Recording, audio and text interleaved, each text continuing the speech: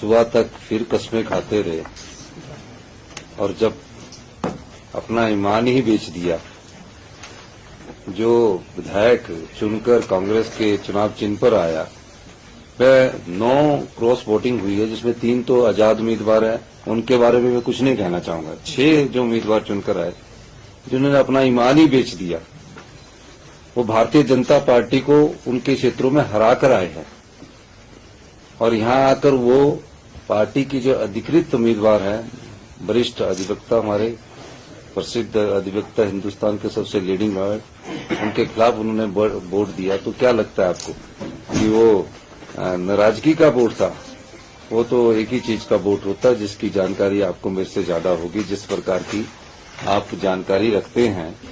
अब वो हिमाचल की संस्कृति में ऐसा नहीं था। हिमाचल की संस्कृति में जो जिस पार्टी से चुनकर आता था उसमें विरोधाभास रहता ही है, लेकिन जब वो चुनकर आए तो उन्होंने अपना वोट को बदला है, अपने ईमान को बेचा है। इससे आगे मैं क्या कहूं, लेकिन मैं इतना कहना चाहता हूं कि हिमाचल की जनता इस प्रकार की संस्कृति की आदी नहीं है।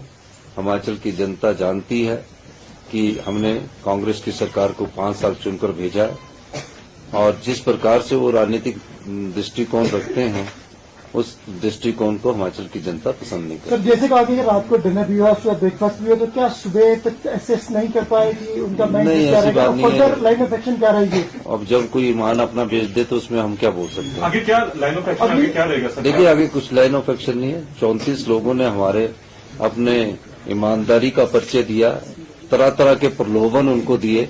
ऐसा नहीं है कि एक ही व्यक्ति को प्रलोभन मिला है।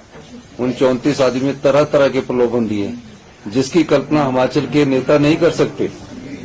मैं ये कह सकता हूँ उसकी कल्पना हिमाचल के नेता नहीं कर सकते, लेकिन 34 आदमियों ने अपने चरित्र का भी परिचय दिया, अपनी नैतिकता का भी परिचय दिया, अपनी ईमानदारी का भी परिचय दिया और आज 34 के 34 आदमी हमारे पास खड़े हैं।